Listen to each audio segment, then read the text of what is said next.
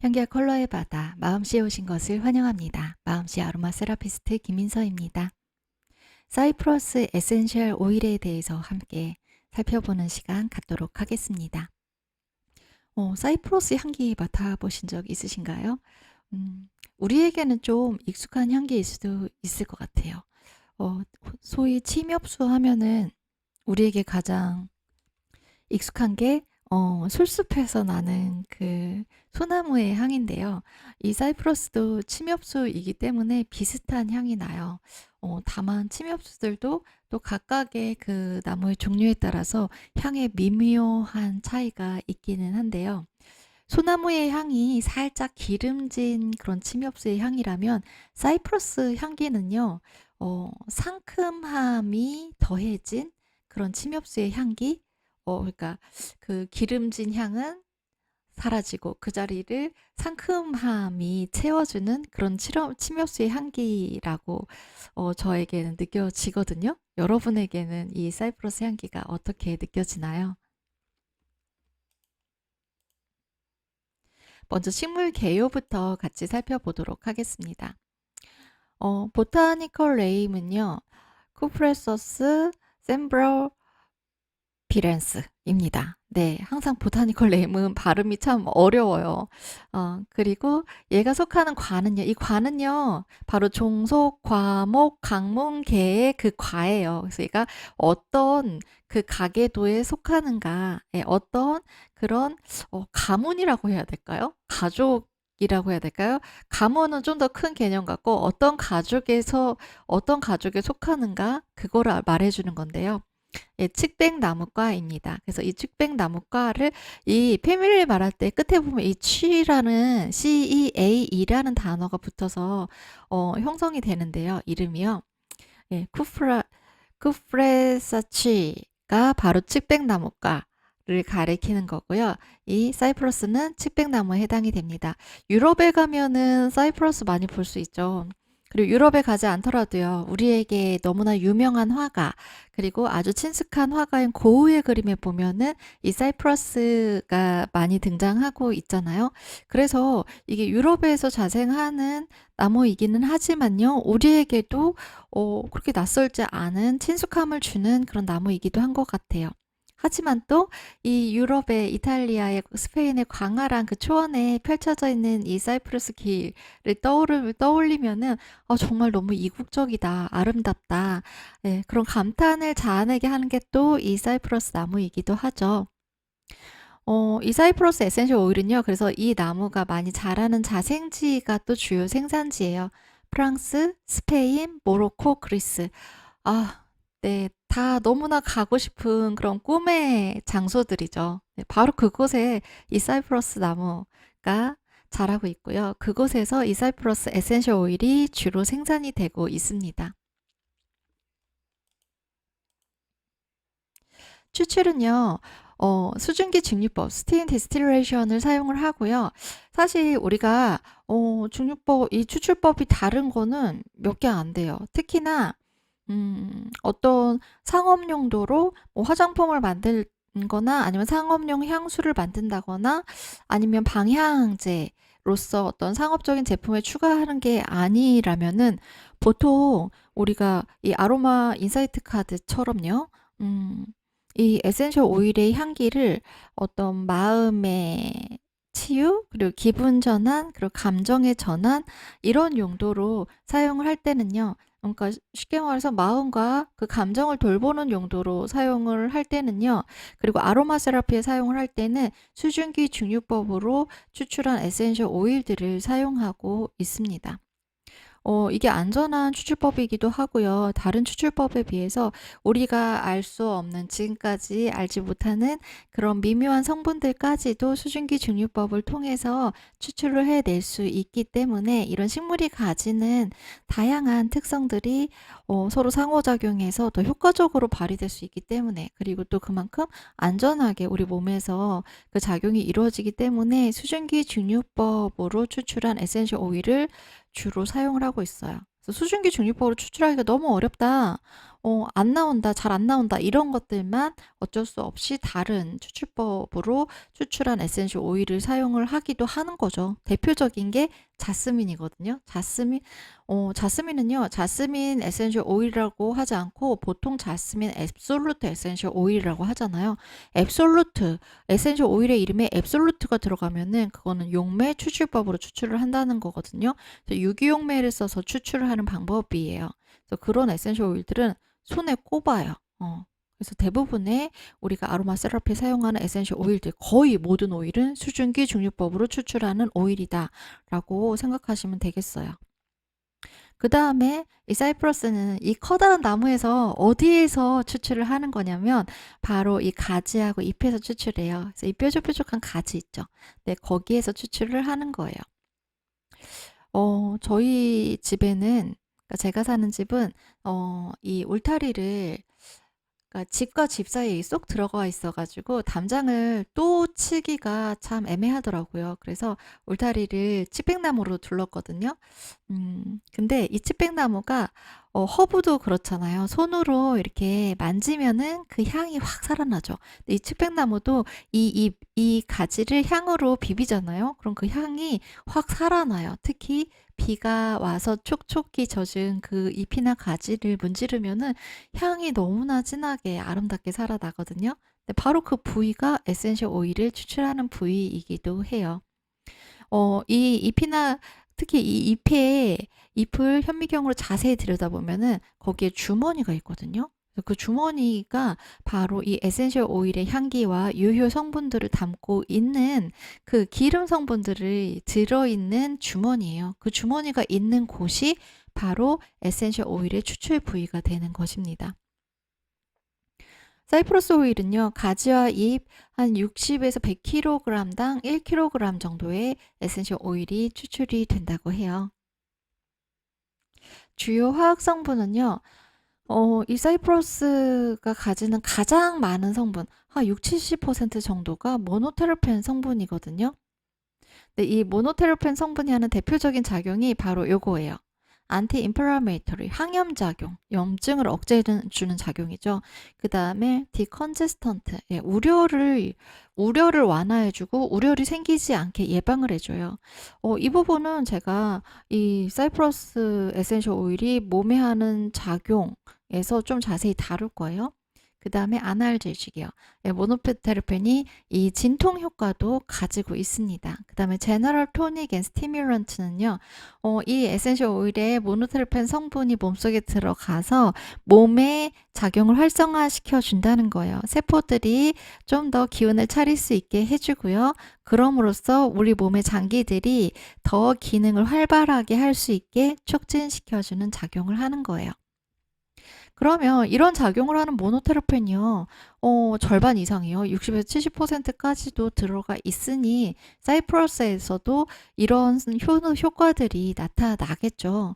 그러면 주로 또 그 중에서도 사이프러스만이 가지는, 사이프러스가 제일 잘하는 일은 무엇인지 우리는 그걸 중심으로 살펴볼 거예요. 근데 그 전에요. 먼저 좀 더 이 사이프러스 에센셜 오일 그리고 사이프러스라는 식물 자체에 대해서 조금만 더 살펴보고요. 이거 중요하죠. 안전성이요. 그래서 제가 지금 이 에센셜 오일학에서 안전성에 대한 부분은요. 바로 이 책을 참고하고 있거든요. 네, 티저랜드의 에센셜 오일 세이프티. 제가 직접 만나본 적은 없지만 저에게 아로마 세라피를 가르쳐 주셨던 저희 스승님께서는 그렇게 말씀을 하시더라고요. 이 티저랜드가 아로마 세라피스트들 중에서도 아마 가장 소심하고 가장 보수적인 사람일 거다. 어떤 면에서냐면 바로 이 안전성의 측면에서예요. 그래서 이 에센셜 오일이 정말 아주 티끌만큼의 유해한 작용이 보고가 되기라도 하면은 이거는 정말 조심해야 돼요. 이거는 정말 이런 사람들은 절대로 쓰면 안 돼요. 이렇게 엄청나게 강조를 하면서 그 부분을 사람들한테 알려주고 이런 책으로도 쓰고 그런 분이라고 해요. 되게 꼼꼼한 거죠. 그래서 어떤 면에서는 뭐 그렇게까지? 라고 생각할 수도 있겠지만 또 어떤 면에서는 그렇기 때문에 우리가 티저랜드가 이거는 안전해요 라고 얘기를 한다면 와, 이 에센셜 오일은 진짜 안심하고 써도 되겠구나. 또 그렇게 우리가 분별을 할 수 있게 해주는 그런 고마운 인물인 거죠. 그래서 이 책에서 사이프러스가 바로 무독성, 무자극성, 그리고 금기사항이 없다라고 이야기를 하고 있어요. 그럼 사이프러스는 진짜 안전한 오일이구나 라고 생각할 수 있겠죠.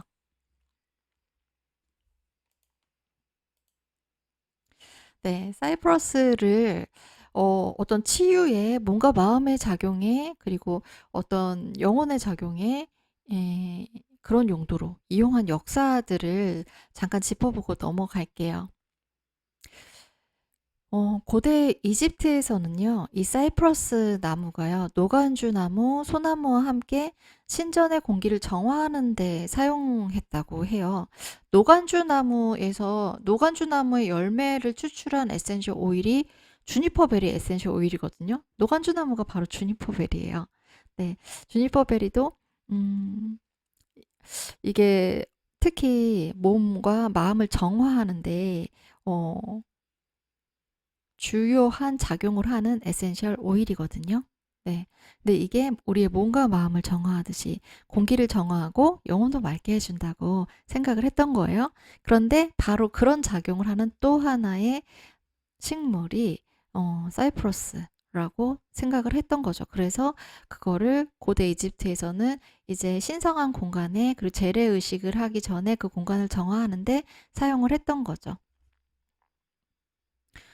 근데 요새도 우리 나무 자체를 가지고 그 인센스로 쓰는 경우 있잖아요. 팔무선트 같은 경우도요. 네, 그 나무 자체를 인센스로 활용하기도 하죠.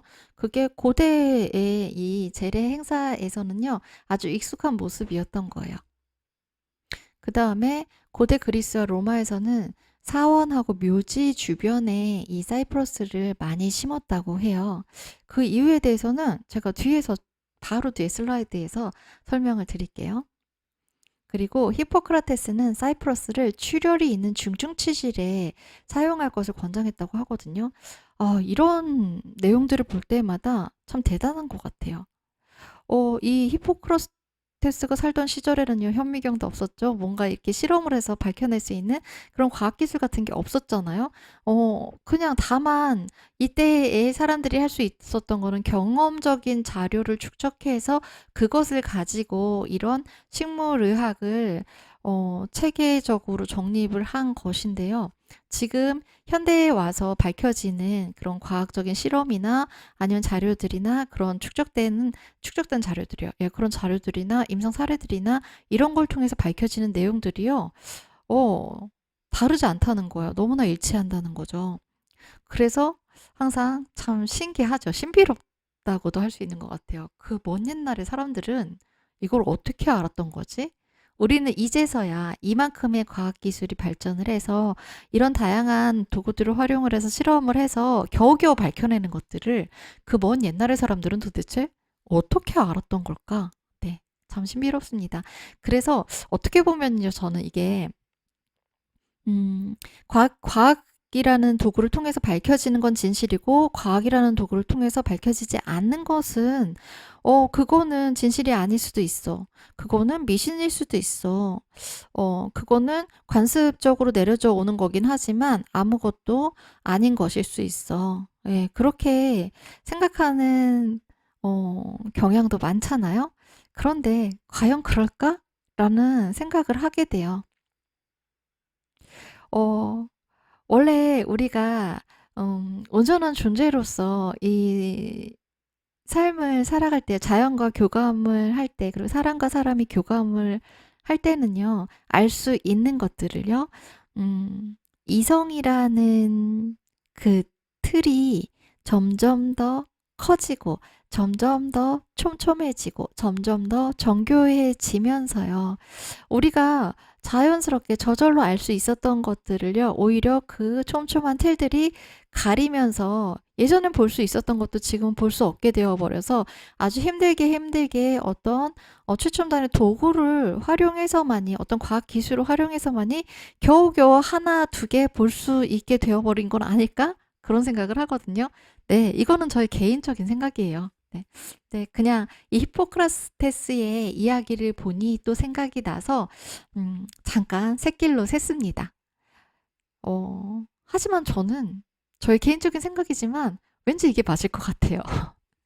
네. 사실 우리가 아예 그거 아니야 라고 했던 것도요, 시간이 지나서 과학기술이 그만큼 더 발전을 했을 때는 이게 맞는 거였네? 라는 것들이 밝혀지고 있으니까요.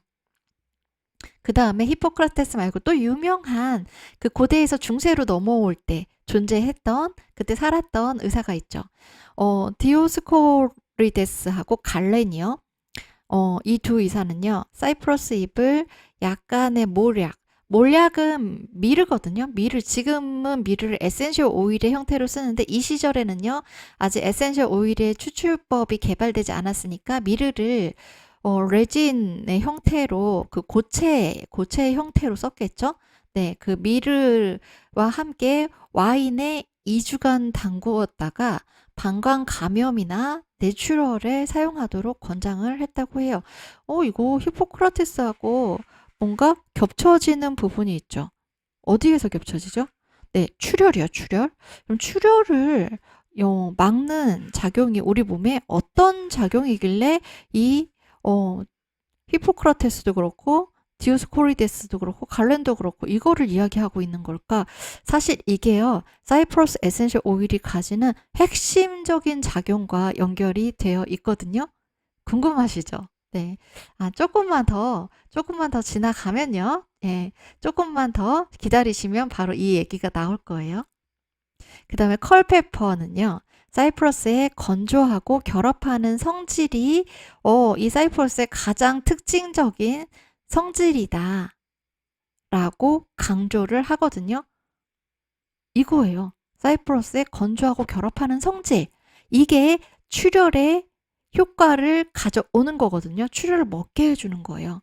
그리고 그것과 함께 설사나 이질, 정맥류도 완화시켜주는 효과가 있어요.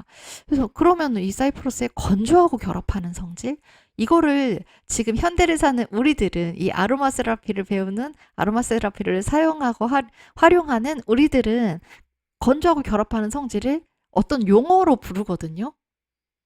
에센셜 오일의 작용, 에센셜 오일의 프로퍼티 중에 하나예요. 이거를 무엇이라고 할까요? 네, 일단은요, 그 전에, 이 고대의 로마나 그리스나 이쪽 사람들이요, 사이프러스 나무를, 신전이나 어떤 묘지, 입구에 많이 심었다고 했잖아요. 그게 바로 이 사이프러스가 가진 이런 상징 때문에 그래요. 사이프러스는요, 그 고대의 그 유럽에서, 그 지중해 연안에서 하데스에게 봉헌하는 식물이었대요. 여기 하데스가 나와 있어요. 하데스 옆에 있는 거는요, 이 지옥의 문을 지키는 그 개죠. 네. 이 개의 이름이 뭐였는지, 지금 가물가물하네요. 어쨌든 얘가 지옥의 문을 지키고 있고, 이 하데스가 바로 지옥이 아니죠. 지하. 네, 명계의 신이죠. 네, 정정할게요. 지옥이 아니라, 네, 저승이에요, 저승. 그러니까 어떻게 보면은 우리에게 옥황상제가 서양 사람들에게는 하데스였던 거죠. 그래서 이 하데스에게 무언가, 이 죽음의 신, 그리고 이 저승의 신에게 우리가 무언가를 봉헌한다는 거, 무언가를 바친다는 건요, 특히 인간이 신에게 무언가를 바칠 때는요, 그냥 바치는 거 아니죠. 뭔가 바라는 게 있으니까 바치잖아요. 어떻게 해주세요. 제발 이렇게 되게 해주세요. 뭔가 소망과 염원이 이루어지기를 바라면서 신에게 봉헌을 하죠.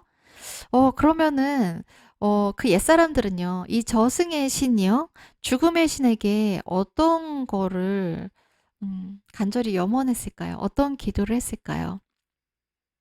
내가 사랑하는 사람이 죽었을 때 그 사람을 잘 부탁합니다. 라는 기도를 할 수도 있고요. 그죠? 이제 당신의 세상으로 갔으니 당신이 저의 사랑하는 이 사람을 잘 보살펴 주세요. 라는 그런 염원을 담아서 사이프러스를 봉헌했을 수도 있고요. 아니면 저는 정말 그 사람을 보낼 수 없습니다. 다시 돌려보내 주세요. 이런 기도를 하는 사람도 있었을 거예요. 그리고 그 사람을 다시 보내달라는 기도를 하든 이제 당신의 세상으로 갔으니 그 사람을 잘 부탁합니다. 라는 기도를 하든요. 그 기도를 통해서 마음의 위로를 얻고 슬픔을 달랠 수 있었겠죠. 그래서 이 사이프러스 나무의 어떤 담긴 의미가 죽음과 부활에 대한 소망, 그리고 슬픔과 의로의 상징이 된 거예요. 근데 참, 어, 이것도 재미있고도 신기한 건데요. 사이프러스가 가지는 우리 마음에 하는 작용이요. 우리 감정에 하는 작용이 딱 이렇거든요. 예. 그러니까 옛 사람들이요. 그 수많은 나무들 중에서, 수많은 식물들 중에서 왜 하필이면은 하데스에게는 사이프러스를 봉헌했을까? 사이프러스에 이런 효과가 있다는 거, 실제로 우리의 심리에, 우리의 감정에 이런 효과가 있다는 걸 그때 그 옛날의 사람들도 알고 있었던 걸까? 네, 또 그런 생각을 하게 됩니다. 그 다음에요. 이 식물은요, 인류가 가장 오랫동안 사용해온 어떤 치유의, 그런, 뭐라고 해야 될까요? 치유의 물질이라고 볼 수가 있죠. 그래서 전통의학에 보면요, 대부분이, 약초를 이용해서 치료를 하는 방법이잖아요. 물론 그거 말고도 어떤 양생법이라던가 침술이라던가 뭐 다양한 방법이 있지만, 지금 현대의학에 해당하는 그 약물에 해당되는 게 거의 대부분 식물들이었죠.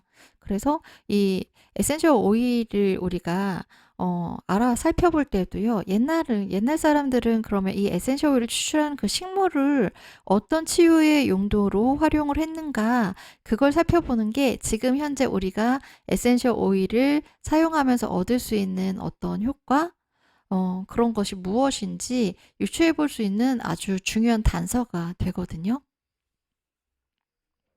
전통의학에서는요, 이 사이프러스를 어린아이의 백일의 증상을 완화하는데 썼습니다. 이 백일에는 특히 특징적인 증상이 발작적인 기침이 계속되는 거죠. 그러면서 기침이 심하면 막 토하기도 하고 호흡을 제대로 못해서 호흡곤란이 생기기도 하고 그래서 이 아이들에게 엄청 그 힘든 그런 증상을 유발하는 병이거든요. 그리고 또 이게 특히나 태어나서 얼마 안 된, 한 살이 안 된, 그러니까 돌이 안 된 아이들에게 많이 생기는 그런 질환이기도 해요. 그래서 참 이 부모를 너무 애타게 하는 그런 질환 중에 하나인데요. 예, 이 백일의 증상을 완화하는데 백일의 어떤 증상일까요? 그러면 백일에서 가장 심한 거, 아이를 가장 괴롭히는 증상이 발작적인 기침이잖아요. 그래서 기침을 완화하는데 이 사이프러스 나무를 썼습니다. 그리고 그 고대 의사들이요. 앞에서 봤던 히포크라테스나 갈렌이나 이런 사람들이 밝혀낸 이 사이프러스의 주요 작용은요. 여기 드디어 용어가 등장했습니다.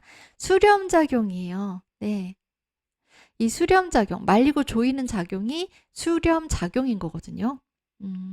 수렴작용을 통해서 혈관을 수축하고 진경작용이에요. 경련을 완화시키는 거죠. 그래서 경련, 우리 내부 장기에서 그 내부 장기에 있는 근육이 경련을 일으키면은 경련은 근육 조직에서 일어나는 거니까요. 경련을 일으키면 우리는 막 이렇게 뭐가 비비 꼬이는 듯이 아픈 통증, 경련성 통증을 경험하거든요. 네. 그런 통증을 완화시켜 준다는 거예요. 진경작용은요. 그 다음에 또 우리 대장이 이렇게 경련 증상이 있으면은 통증과 함께 또 설사가 나오기도 하겠죠.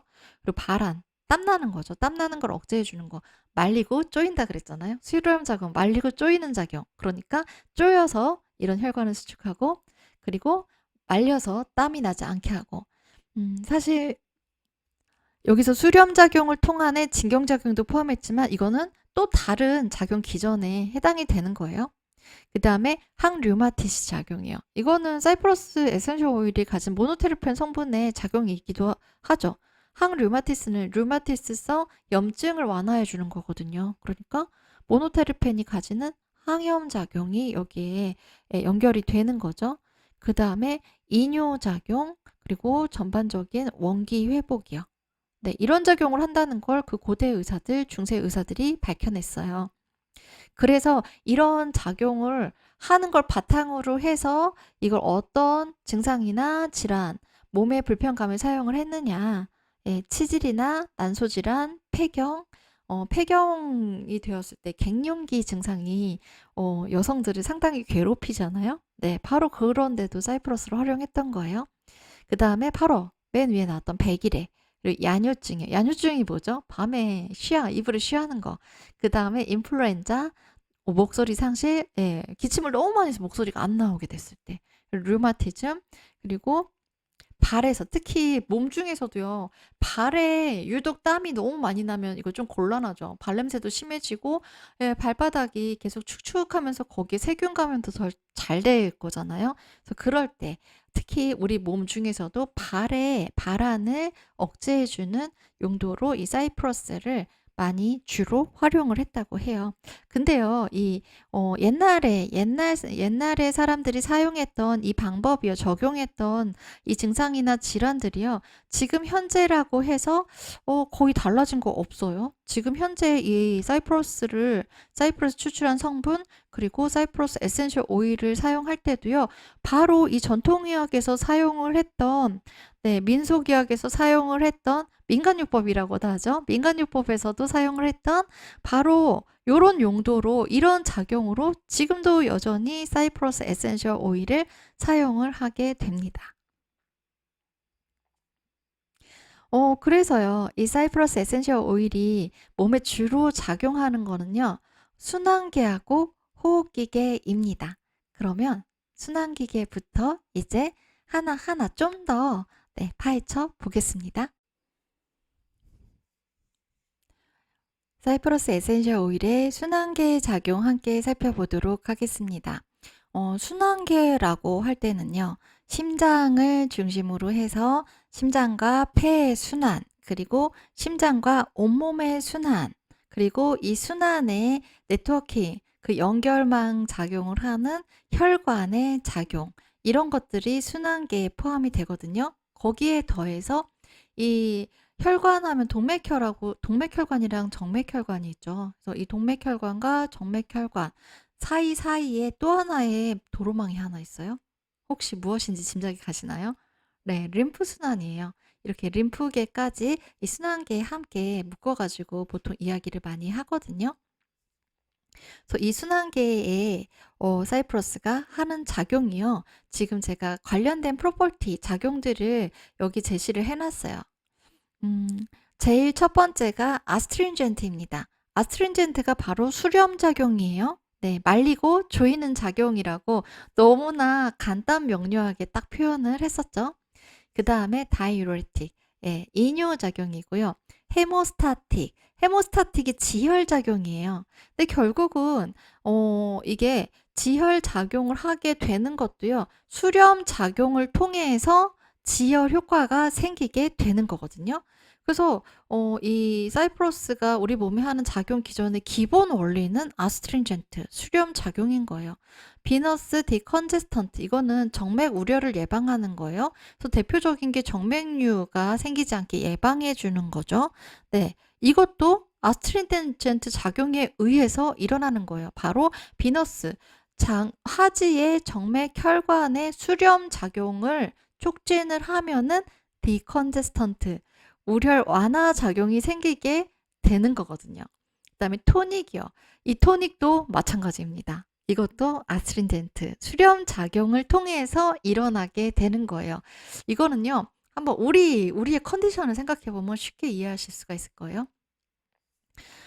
여름에 막 너무 덥고 축축 처지고 땀은 비 오듯이 흐르고 그러면은 어때요? 몸이 손뭉치가 된 것 같아 하면서 축 늘어지죠. 예, 텐션도 확 떨어지잖아요. 그런데 시원한 에어컨 바람 시원하게 부나, 혹은 시원한 바람이 살랑살랑 불어오는 그런 숲속 계곡에 뭐 퐁당 들어갔어요. 그럼 그 순간에 어떻게 돼요? 몸이 다시 쫀쫀하게 탱글탱글하게 쫙 조여지면서 몸의 생기가 차오르면서 다시 기운이 나잖아요. 그게 이 아스트린젠트 수렴 작용을 통해서 우리 몸이 토닉, 강장되는 그 기능이 업되는, 강화되는 기전이거든요. 근데 다만 우리 몸에서는요, 그게 축 처져 있다가 다시 기운이 샘솟는 게 세포 단위에서 일어나는 차이가 있을 뿐이에요. 근데 세포도 축 처지고 또 세포마다 점액질을 분비하는 기능을 하는 세포들이 있거든요. 얘네들이 축 처져서 점액질을 우리가 땀을 막 더울 때 계속 흘리듯이 점액질을 불필요하게 너무 많이 계속 배출을 시키고 있는 상태예요. 그럴 때 이런 아스트린젠트 작용을 하는 어떤 물질을 그 세포에 적용을 하게 되면은 얘네가 정신을 바짝 차리고 잠깐만 내가 뭐하고 있어 하면서 다시 이렇게 딱 텐션을 가지고 그만 배출을 하게 되는 거죠. 자기가 정신없이 배출하던 그 점액 성분들을요. 그 수분 성분들을요. 예, 그렇게 하면서 이 조이고 말리는 작용이 일어나게 되고 또 그 작용과 함께 세포가 정신을 차리고 다시 텐션을 높여서 재활일을 하게 되니까 우리 몸의 기능, 우리 몸의 어떤 기관, 장기의 기능이 강화되고 원활하게 작동하게 되는 것입니다. 그러니까 이렇게 보면요, 결국 사이프러스는 우리 몸에서 어떤 작용을 할까? 이 질문에 대해서 우리가 집중적으로 살펴보아야 하는 건요, 하나로 모아져요. 바로 아스트린젠트, 수렴작용이요. 이거 하나만요, 우리가 완벽하게 제대로 이해를 해도요, 이 수렴작용이 혈관에서 일어나니까 출혈이 멎는 거고, 이 수렴작용이 하지정맥에서 일어나니까 그쪽에 피가 몰려서 정맥이 늘어나는 정맥류가 예방이 되는 것이고, 그리고 불필요한 체액들이 아스트린젠트 작용을 통해서 배출되지 않으니까 그걸로 인한 염증이 완화가 되는 거고요. 염증의 악화를 예방할 수 있게 되는 거고, 이런 작용들이요. 심지어는요, 이 아스트린젠트 작용이 호흡기계에 이 사이프러스가 하는 주요 작용으로까지 연결이 되거든요. 근데 일단 우리 순환계 먼저 살펴보는 거니까 그거는 이제 바로 이어서 이 순환계 끝난 다음에 바로 이어서 살펴보도록 하고요. 일단 지금은 순환계에 사이프러스가 하는 작용, 이제 본격적으로 들어가겠습니다.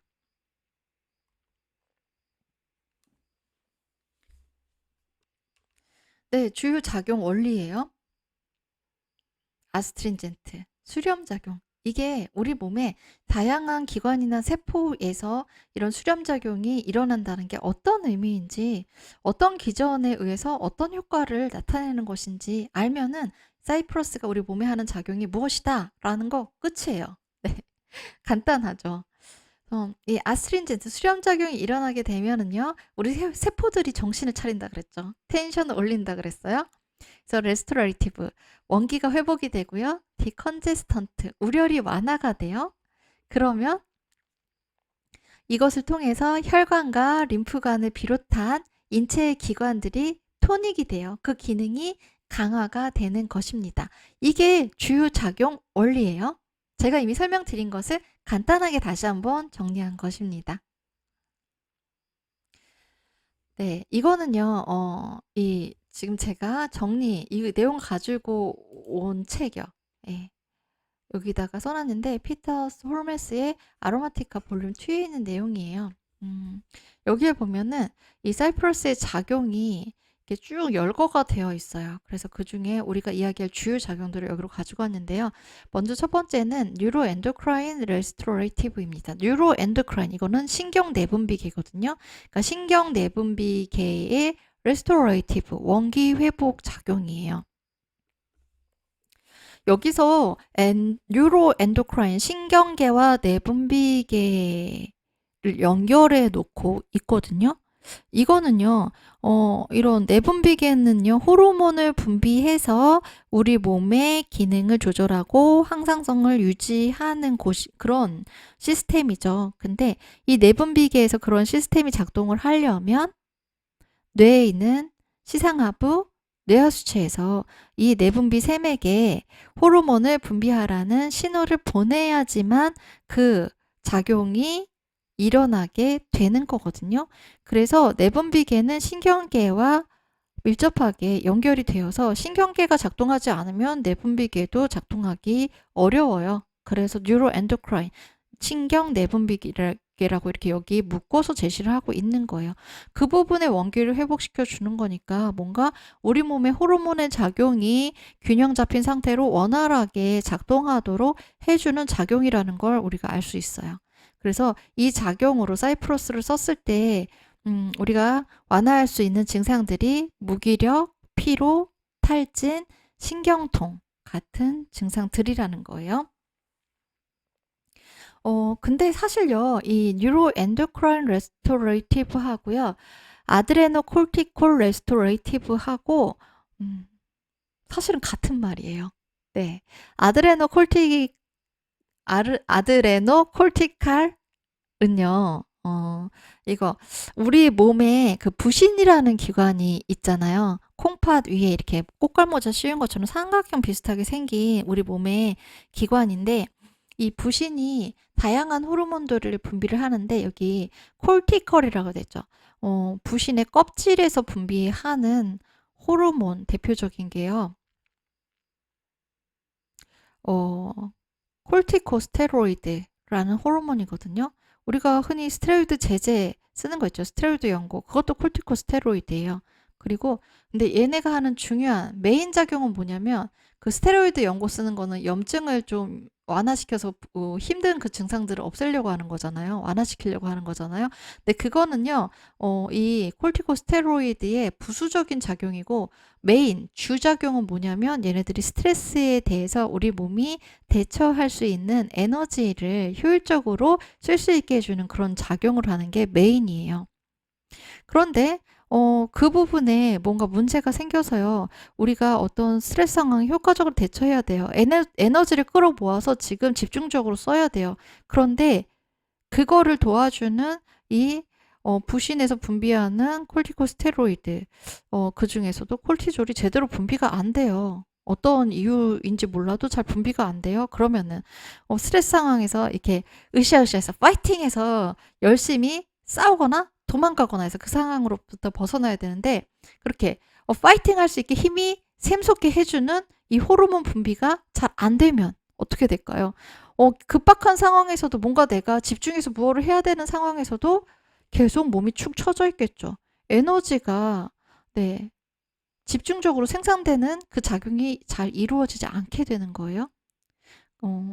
근데 지금 이 콜티코스테로이드가 바로 부신에서 분비하는 호르몬이라고 했잖아요.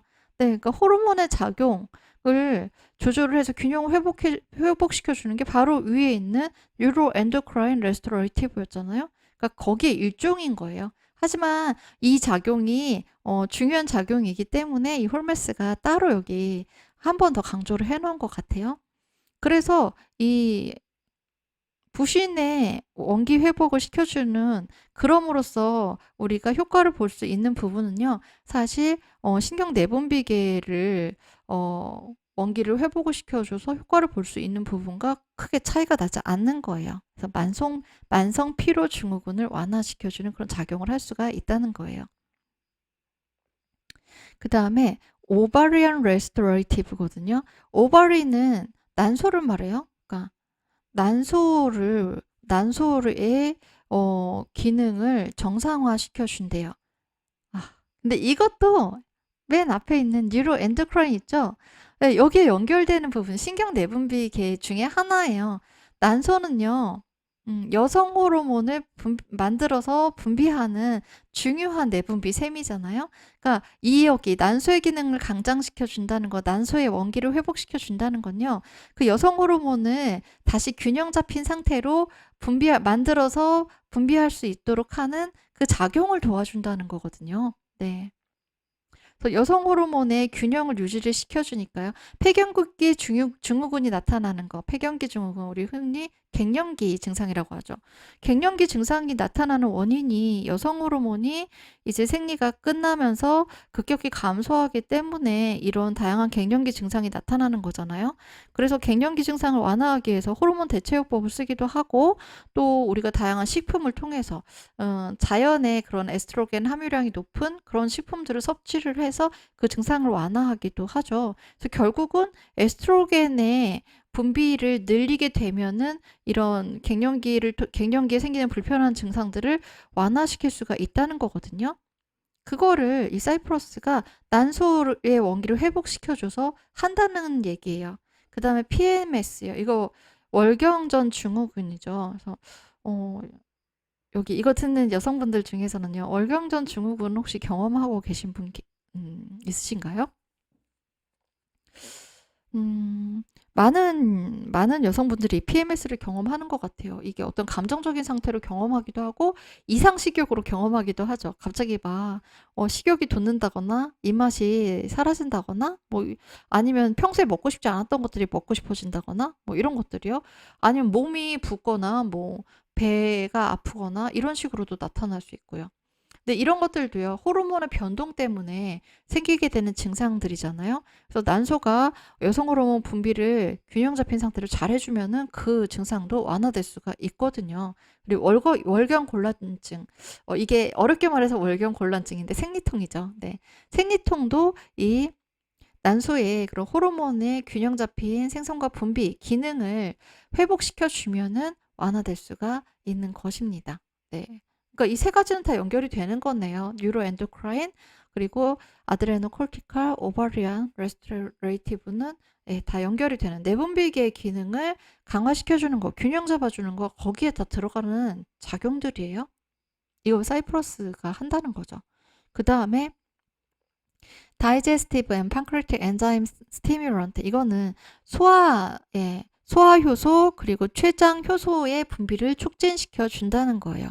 우리가 음식을 먹으면요, 일단은 이 침이 우리가 씹는 작용, 치아로 씹고 그리고 침으로 녹이고 해가지고 어느 정도 1차적으로 이거를 잘게 쪼개고 분해를 해가지고 위로 보내면은 위에서 강력한 위산이 나와가지고 또 펩신이 나와가지고 이런 위로 들어온 음식물들을 다시 한번 확실하게 분해를 하고 녹이는 작용을 하죠. 그 다음에 이 위에서는 어떤 탄수화물이나 단백질이나 이런 성분들을 좀 그렇게 열심히 분해를 한다면은 이제 위에서 십이지장부터 시작되는 소장으로 내려보내면요, 거기서는 이제 지방을 분해하는 그런 효소들이 분비가 되죠. 그래서 담즙이나 여기 나오는 바로 판크레아틱 엔자임, 췌장 효소가 그 작용을 하는 거잖아요. 그래서 얘네들이 이제 분비가 되면서 이런 우리가 섭취한 음식들, 지방까지도 무사히 효율적으로 다 소화를 할 수 있도록 해주는 거죠. 그렇게 하면은 음식이 소화되지 않고 남아서 그게 막 부패하고 가스가 만들어지고 세균이 번식하고 해서 생길 수 있는 증상들을 예방해주고 완화해줄 수 있겠죠. 그래서 소화불량이나 복부 팽만감, 부종을 완화시켜 주게 되는 거예요. 그 다음에, 네. 이거 옛날 고대 사람들부터 썼던 거죠. 정맥류를 완화하기 위해서 사이프러스를 썼던 거예요. 그게 바로 비너스. 이 비너스 정맥이잖아요. 정맥의 원기를 회복시켜주고 거기에 혈액이 고여서 흘러가지 못하는 그 상태를 개선시켜 줌으로써 정맥류를 완화하게 되는 거죠. 그 다음에 네, 홀메스가 진짜 많이 제시를 해놨죠. pelvic restorative anticongestant. 이게 단순 정맥의 혈관만 이게 사실 이 앞에 정맥 혈관에서 하는 작용도요. 사이프러스의 어떤 작용에 해당이 되는 거죠? 아스트링젠트 작용에, 수렴 작용에 해당이 되는 거잖아요. 그런데 바로 이 펠빅은 골반이죠. 골반의 원기를 회복시켜주고 우려를 예방하는 거. 이것도 아스트린젠트 작용, 수렴 작용으로 이 일을 하게 되는 거예요.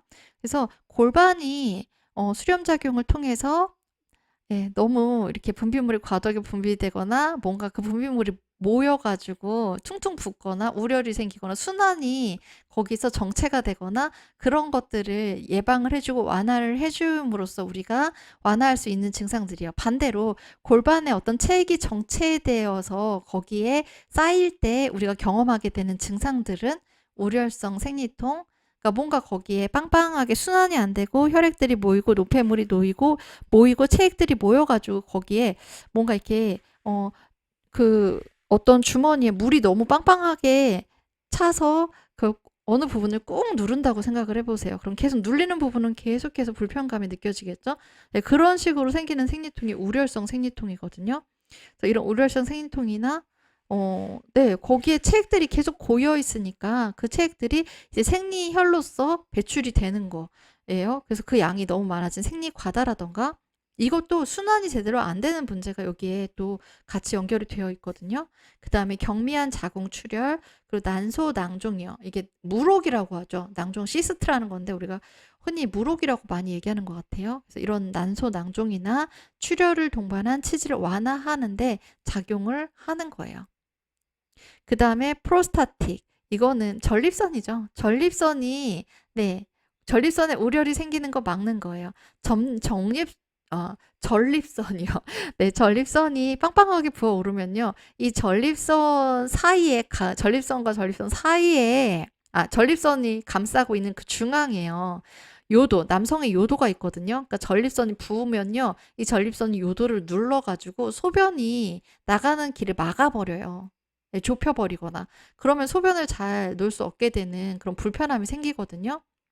그거를 여기 이 부분에 전립선의 수렴 작용을 통해서 이 전립선이 커지지 않게 해줘서 그 소변길, 요도를 막는 일을 예방을 해주는 거예요. 그 다음에 림파틱 디컨제스턴트요. 림프 부종도 완화해주는 거. 이것도 아스트린젠트 수렴 작용을 통해서 일어나게 되는 거예요. 그 다음에 플루이드 디컨제스턴트. 이거는요. 수분이 어느 한 곳에 모이지 않게 잘 순환할 수 있게 해주는 거예요. 이것도 결국은 수렴작용을 통해서 일어나게 되는 거죠. 그래서 수분이 어디에 한 군데 몰려 자고 이러는데 우리 몸에 수분이 다 얼굴로 갔다고 생각을 해봐요. 거울 보고 깜짝 놀라겠죠? 내 얼굴이 2배가 됐네? 이렇게요. 수분이 몰려서 정체된 부분은 붓죠. 부종이 생겨요. 그리고 수분이 정체된다는 건요. 콩팥으로 가서 소변으로 빠져나가야 되는데 거기까지 가지 못하고 어디서 막혀 있다는 거죠. 그래서 핍뇨증, 소변이 잘 나오지 않는 그런 상태가 될 수 있는 거고요. 그리고 야뇨증, 그게 엉뚱하게 밤에 그렇게 소변을 보게 되는, 실수를 하게 되는 그런 증상으로 연결이 되거든요. 그래서 이런 순환을 원활하게 정상적으로 균형 잡힌 상태로 되도록 하면서 소변도 잘 나오게 해주는 거고 부종도 예방을 해주게 되는 거예요. 네, 그 다음에 페리페럴 바조 컨스트릭터요. 혈관을 조여주는 거거든요. 바조 컨스트릭터는요. 이거 조이고 건조시키고 조인다. 수렴작용이잖아요. 근데 어디의 혈관이요? 말초의 혈관에 수렴작용을 하는 거예요. 그럼 말초는요, 우리 피부 표면에까지 이제 혈관을 통해서 산소와 영양분, 수분을 공급해주는 작용을 하죠. 근데 이 말초에 그 혈액들이 몰려 있다고 해봐요. 그러면 여기에 정체된 체액들이 땀으로 많이 배출이 될 텐데 그 부분에 이제 혈관을 좁혀가지고 너무 과도하게 이 피부로 체액이 몰려서 이게 몸 바깥으로 빠져나가는 거를 예방하는, 완화시켜주는 작용을 사이프러스가 또 해준다는 것이죠. 네. 그러면은 여기서 일단은 우리가 수렴작용이 무엇인지는 이제 알았어요. 그럼 수렴작용을 통해서 디컨제스턴트, 우려를 완화하거나 예방해 준다고 했어요. 그러면 이 디컨제스턴트, 우려를 완화시켜주는 작용에 대해서 좀 더 살펴볼게요. 네, 컨제스천이 우려이거든요. 이 우려를 완화하는 작용을 디컨제스턴트라고 하고요. 그래서 우려이라는 건 우리 몸속의 장기나 조직에 어떤 특정 부분에 피가 모여 있는 상태예요. 우리 몸의 피는요, 혈액은요, 어디 한 군데 정체되어 있으면 안 되고 끊임없이 흘러야 돼요. 이게 어디에 정체가 되면은 이제 거기에서부터 문제가 생기게 되는 거거든요. 네, 바로 그런 상태가 우려 상태예요. 그래서 우렬이 되면 피가 어디에서 흐르지 못하고 거기 고여 있게 되면 정체되면요. 혈관 투과성이 증가하게 돼요. 혈관 투과성이 증가한다는 건요. 혈관은요. 그러니까 혈관을 통해서 혈액이 온몸을 순환을 하죠. 근데 혈관 바깥으로 혈액이 너무 쉽게 빠져나가게 된다면요. 혈액이 돌아다니는 이 파이프라인을 만든 게 의미가 없어지죠. 네.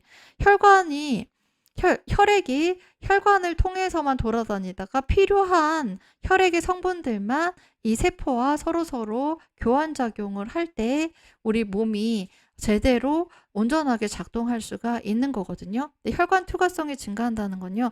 이 혈관에서 세포로 빠져나가는 세포로 그런 그 세포들 사이사이 공간으로 혈관 밖으로 빠져나가는 성분들이 더 많아진다는 얘기예요. 네. 그렇게 되면 혈관에는요. 뭐 다양한 혈구, 적혈구, 백혈구 같은 그런 고체 성분들도 있고 혈장에는 또 수분이 많은 양을 차지하고 있잖아요. 얘네들이 평소보다 더 많이 혈관 투과성이 증가하니까 평소보다 더 많이 이 혈관 밖에 세포 공간으로 빠져나가게 돼요. 그러면은 세포들은 나 이만큼이나 필요하지 않은데 왜 자꾸 줘? 하면서 그거를 밀어내겠죠, 세포들도. 그럼 혈관에서 나와서 세포들도 밀어내는 거는 세포와 세포 사이의 공간에 쌓이게 되겠죠. 예.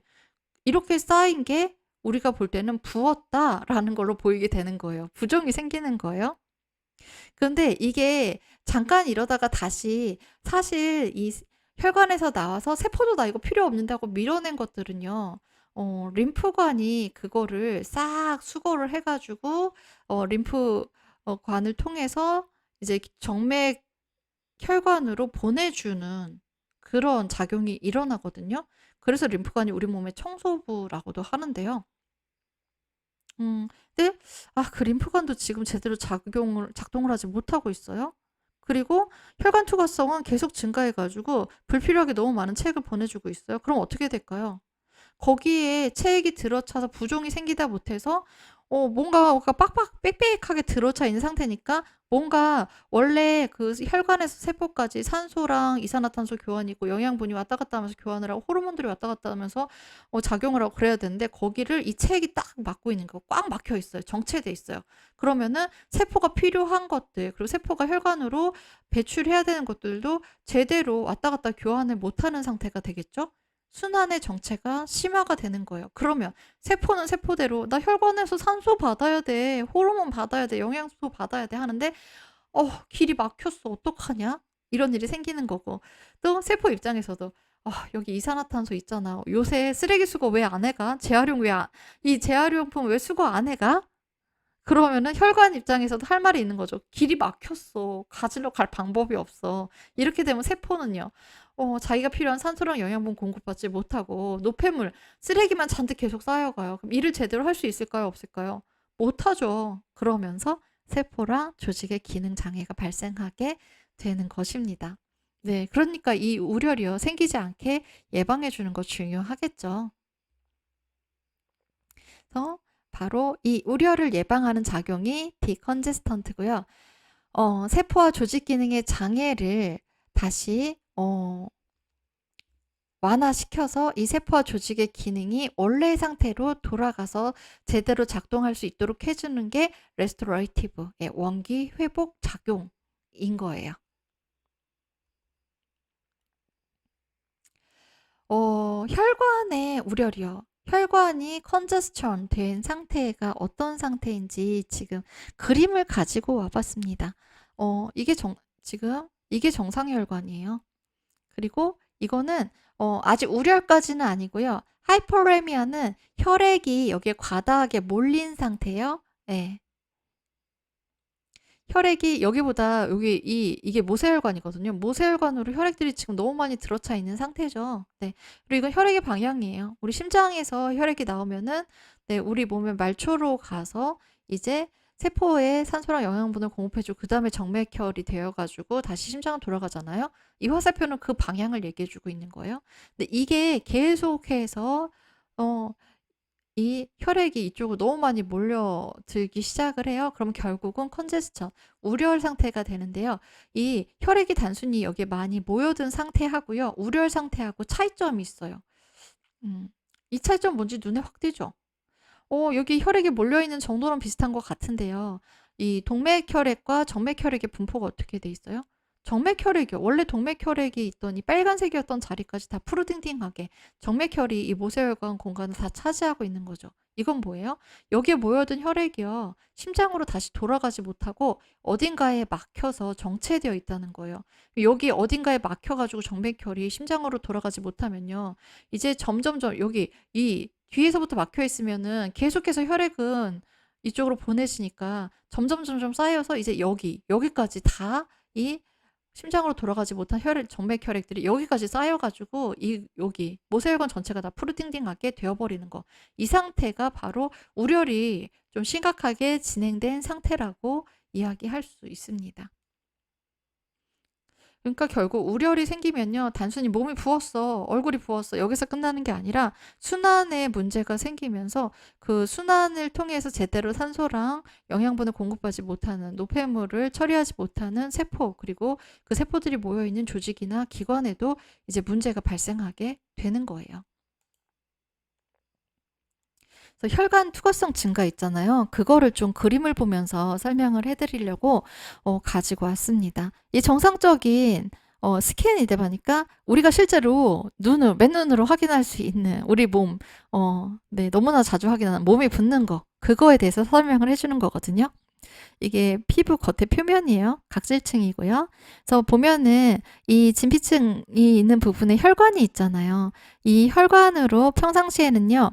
혈액이 돌아다니면서 이 피부 표피 쪽으로 별다른 걸 체액 성분을 보내질 않아요. 왜냐하면 여기 혈관 벽을 이루는 세포와 세포가 쫀쫀하게 딱 장벽을 형성하고 있어서 불필요한 이 혈액 성분들을 바깥으로 내보내지가 않아요. 그런데 어떤 이유로요. 여기 혈관에 지금 보시면은 여기 노란색 있죠. 얘네가 혈관 벽을 이루는 세포들이거든요. 이 그림과 이 그림의 차이 뭔지 보이시나요? 이 세포와 세포 사이, 혈관벽의 세포와 세포 사이의 간격이 벌어졌죠. 이 혈액의 성분이 빠져나가는 거는 바로 이 세포와 세포 사이의 구멍으로 빠져나가는 거거든요. 그래서 평소에는요, 빠져나가봤자 이 분자량이 아주 작은 체액 성분들만 찔끔찔끔 빠져나가는 정도였다면요. 어떤 이유로 이 혈관벽의 세포와 세포 사이가 넓어지면, 그래서 이 구멍이 커지면 이게 혈관 투과성이 증가한다는 거거든요. 이 커진 구멍으로는요, 뭐 웬만한 거 다 나갈 수 있겠죠. 그러면서 평소에는 잘 빠져나가지 못하던 단백질까지도 빠져나가는 일이 발생을 하게 돼요. 근데 또 중요한 게 뭐냐면요. 이런 전해질이나 단백질이나 이런 포도당이나 이런 성분들이요. 빠져나가면요. 원래는 이 혈관 바깥의 공간보다 혈관 속에 삼투압 농도가 더 높잖아요. 그런 용질이라고 하죠. 용질 성분들이 더 많으면은 네, 삼투압이 여기 더 높은 거잖아요. 우리가 물에다가 만약에 소금물 만든다고 할 때 물에다가 소금을 많이 넣으면 많이 넣을수록 그 물의 삼투압이 높아지는 것처럼요.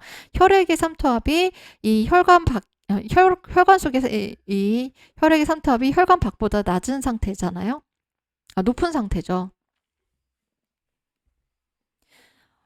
그래서 여기서 이 삼투압이 높은 상태로 수분을 끌어당기죠. 그래서 불필요하게 바깥으로 수분을 배출을 하지 않았는데요. 이런 성분들, 고체 성분들까지 막 밖으로 빠져나가요. 그러면은 바깥의 삼투압, 이 혈관 바깥의 삼투압이 점점 높아지겠죠. 그러면은 혈관을 가만히 나는 그냥 여기 있을래 하고 있었던 수분들도요. 여기 삼투압이 높아지니까 바깥으로 자기도 모르게 빨려 나가게 되는 거예요. 끌려 나가게 되는 거죠. 그러면은 이 바깥의 세포 공간은 체액이 가득 차서 swelling, 붓게 되는 거예요. 부종이 생기게 되는 거죠. 그러면 어떤 경우에 이렇게 혈관 투과성이 증가하게 될까요? 주로 우리 몸에 어떤 염증 반응이 일어날 때 1차적으로 나타나는 작용 기전이 바로 이 혈관 투과성이 증가하는 거예요. 그러니까 뭔가 몸에 어떤 염증 반응이 있거나 세균이나 바이러스나 이런 이물질의 침입이 있거나 할 때 이런 혈관 투과성이 증가하고 그 부분이 붓게 될 수 있는 거죠.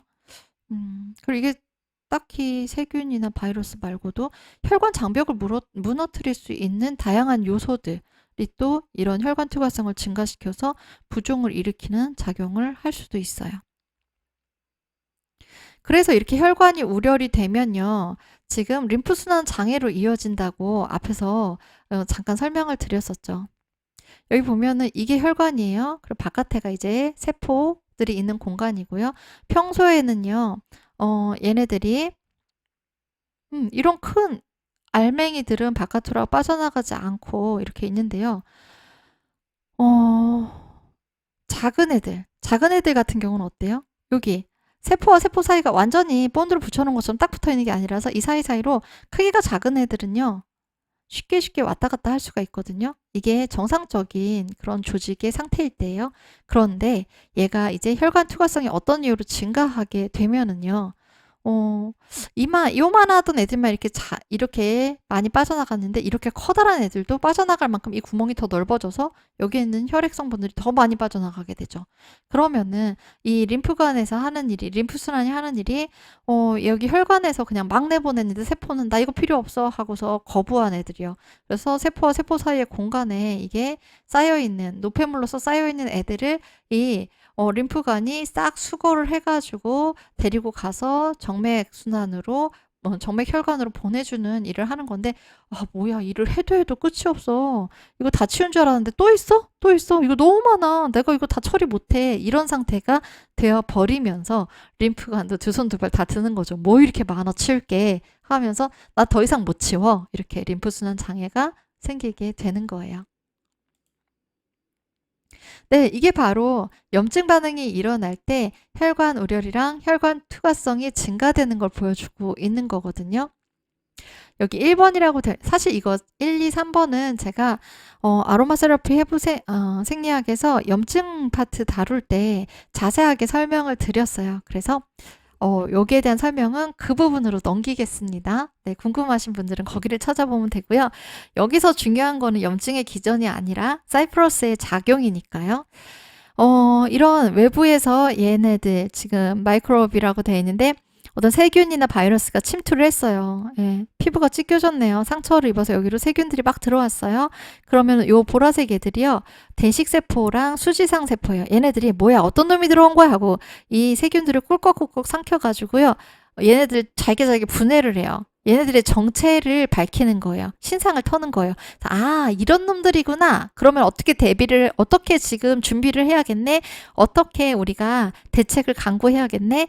그거를 이제 혈액 속에 있는 이런, 면역 세포들에게 전달을 해주게 되는 거거든요. 근데 여기 보시면요. 바로 이 대식세포들이요. 그리고 대식세포뿐만 아니라 여기 이 침입자들을 꾹꾹꾹 삼키는 건 백혈구도 하는 일이거든요. 이런 백혈구들도요. 이런 면역세포들이 평소에는 혈관 밖으로 웬만해서 안 나가요. 그런데 이 염증이 있다는 이런 화학 신호들이 이 혈관으로 가면은 혈관 벽의 세포와 세포 사이가 벌어져요. 혈관 투과성이 증가하는 거죠. 그러면은 그 사이로 이 백혈구나 대식세포나 이런 애들이 가서 이 문제가 생긴 부분에 가서 얘네들을 꿀꺽꿀꺽 삼키는, 그리고 얘네들과 싸우는 그런 작용을 하게 되는 거예요. 그런데 필요한 애들만 빠져나가면 좋겠지만 문이 열려 있으니 이런 체액 성분들도 그냥 여기로 다 빠져나가게 되면서 부종까지 생기게 되는 것입니다. 그래서요, 이런 증상들이요. 특히 어떤 염증 반응으로 이런 혈관 투과성이 증가해서 조직의 부종이 생기면서 나타나는 증상 중에 대표적인 증상을 보이는 데가 바로 이 폐예요. 예, 우리가 호흡을 하는 폐요. 지금 여기 보시면은 이 동그란 주머니처럼 그려져 있죠. 이게 알베올라, 폐포라는 거거든요. 폐에 보면은 이렇게 공기 주머니들이 포도송이처럼 이렇게 알맹이 다 모여 있어요. 그래서 산소 이산화탄소 교환이 일어나는 게 바로 이 폐포와 폐포를 둘러싼 이 혈관, 이게 모세혈관이거든요. 혈관을 통해서 이루어지게 되는 건데요. 지금 여기 반쪽이 건강한 폐포고요. 이쪽이 뉴모니아는 폐렴이에요. 그러니까 폐에 염증이 생긴 폐예요. 차이 너무 확연하게 보이죠. 일단은요, 이 노란색은요, 이 점액질이라고 보시면 돼요. 그래서 평소에도요, 페포가 이게 이렇게 유연하게 움직여야 되기 때문에 윤활제 역할을 하기 위해서 점액질이 분비가 되어 있는 상태인데요. 여기 염증 상태에선 점액질이 더 많이 분비가 되어서 아주 두껍게 쌓여 있는 걸 볼 수가 있죠. 그러면은 이렇게 점액질이 두껍게 쌓이면 1차적으로 어떤 일이 생길까요? 산소랑 이산화탄소가 여기로 왔다 갔다 해야 되는데요. 점액질이 이 정도 있을 때는 쉽게 산소나 이산화탄소 공기가 통과할 수 있었겠지만 이 점액질층이 두꺼워지면 산소나 이산화탄소 교환이 얘네들이 왔다 갔다 하는 게 어려워지겠죠. 네. 그래서 호흡에 산소 공급 그리고 이산화탄소 배출에 문제가 생기게 돼요. 그 다음에 여기 좀 더 자세히 보면요. 여기 혈관 벽을 지금 확대해서 보여주는 거거든요. 다른 거는 지금 보실 필요 없고요. 이 혈관 벽의 세포와 세포 사이를 보세요. 염증이 생겼을 때 세포와 세포 사이 벌어지죠. 염증 반응의 과정에 이 나타나는 기전이 혈관 투과성이 증가하는 거라 그랬잖아요. 안 그래도 여기 체액이 계속해서 쌓이는데 이 체액이 쌓이게 하는 원인이 바로 혈관에서 수분을 계속 뿜어내기 때문이에요. 네. 그래서 이렇게 체액이 쌓이면서 산소랑 이산화탄소 교환이 제대로 안 되면서 호흡곤란이 생기고 우리 몸이 저산소증에 빠지고 그런 일이 발생하게 되거든요. 그래서 여기서 이렇게 혈관 밖으로 체액이 너무 많이 빠져나갈 때요. 수렴작용을 한다면 네, 말려주고 조여준다 그랬죠. 여기 혈관 벽 세포와 세포 사이를 조여주는 거예요. 그럼 여기를 통해서 액체 성분이 빠져나가지 못하게 하니까 이 쌓여있던 액체 성분을 말려주겠죠? 네, 바로 아스트링젠트 작용이 이 폐에 일어나게 될 때 호흡이 편안해질 수 있는 거. 예, 그 부분을 설명해 주는 그림이에요. 네, 이렇게 해서 우리는 이제 자연스럽게 호흡기계로 넘어갑니다. 호흡기계 에센셜 오일에 사이프러스 에센셜 오일이 어떤 작용을 하는지 살펴보도록 하겠습니다. 앞에 순환기계하고 호흡기계는 아주 밀접하게 연결이 되어 있어요. 그리고 호흡기계의 작용 중에서도요, 가장 중요한 핵심 작용은 순환기계와 마찬가지로 아스트링젠트 수렴 작용입니다. 네, 일단 호흡기계에 대해서 순환기계에서 잠깐 한 페이지로 예고를 드렸죠. 네, 호흡기계도 마찬가지로 분비물이 너무 많이 나올 때 이걸로 인해서 문제가 생기고 불편한 증상들이 생기거든요. 그래서 그 불필요한 물들을 말려주는, 건조하고 또 이 조직 세포들을 조여주는 이런 아스트링젠트 수렴 작용을 통해서 다양한 호흡기계 증상들을 완화하고 예방할 수가 있습니다. 그리고 또 하나 이 사이프러스 에센셜 오일이 가지는 효과 중에 이 진경작용이라는 효과가 있는데요. 이게 진경작용이 소화기관에 진경작용이 있으면은 그런 경련성 통증을 완화시켜 줄 수 있는 거, 복통을 완화시켜 줄 수 있게 되는 것이고요. 이 골격근의 경련성 통증을 완화시켜 준다는 거는 근육이 뭉치거나 근육통이 있거나 그런 걸 완화시켜 주는 효과를 가지는 것과 연결이 되는 건데, 호흡기계에서 이 안티스파즈모딕 진경작용을 한다는 건요, 호흡 곤란, 호흡에 불편함이 생기는 걸 완화해 주는 거하고 연결이 되거든요. 그럼 이 부분 같이 살펴볼게요. 먼저 이 사이프러스 에센셜을요, 호흡기계의 다양한 증상들, 다양한 질환들이 있잖아요. 그 중에 어디에 적용을 하면 좋을까, 가장 효과적일까, 그거를 먼저 정리를 해봤어요. 근데 이거 보면요, 이거 고대에서부터 써오던 그런 증상들에 여전히 지금 이 현재에도 쓰고 있구나라는 거를 아마 눈치채셨을 거예요. 가장 대표적인 건요, 기침이에요. 기침. 급성, 만성 기관지염이 있을 때 우리 기침하죠. 감기 걸렸을 때도 기침하잖아요. 그 다음에 여기 백일해가 나오는데 백일해도 가장 이 아기를 힘들게 하는 증상, 그리고 가장 이 질병을 치명적으로 만드는 증상이 경련성 기침이죠. 근데 역시나 여기서도 기침이 제일 문제예요. 그 다음에 천식은 일단 건너뛰고 기타 경련성 기침이 일어날 수가 있거든요. 그래서 심하게 지속적으로 계속 기침이 나서 우리가 숨을 제대로 쉴 수 없고 일상생활을 하는데 불편함을 겪게 되는 그 기침 있죠. 예, 기침을 억제해주는 작용을 사이프러스에 어떤 작용들이 하게 돼요. 어떤 작용일까요? 우리 바로 앞에서 살펴봤던 수렴 작용이요. 거기다가 이 안티스파즈모딕 진경작용이 같이 작용을 하면서 기침을 효과적으로 예방하거나 완화해 줄 수 있는 거거든요. 그림을 보면서 이 이야기를 들으시면 좀 더 이해가 쉬우실 거예요. 여기 보면요. 이거는 천식 발작이 일어나는 상태를 말하는 거거든요. 천식 발작은요. 기관지의 경련이 일어나면서 호흡이 어려워지는 상태예요. 그래서 지금 여기 보시면은 이건 before asthma 에피소드, 그러니까 천식 발작이 일어나기 전에 건강한 상태, 정상적인 상태의 기관과 기관지예요. 지금 여기에 사람의 얼굴이 있고 코나 입으로 들어온 공기가 기도를 통해서 여기 기관을 통해서 기관치로 이렇게 해서 여기가 폐의 공간이거든요. 오른쪽 폐, 왼쪽 폐 다 똑같이 이렇게 되어 있어요. 그래서 기관지가 이제 폐 실질로 들어와서 폐 실질 조직으로 들어와서 이제 여기에 에어색이라고 되어 있죠.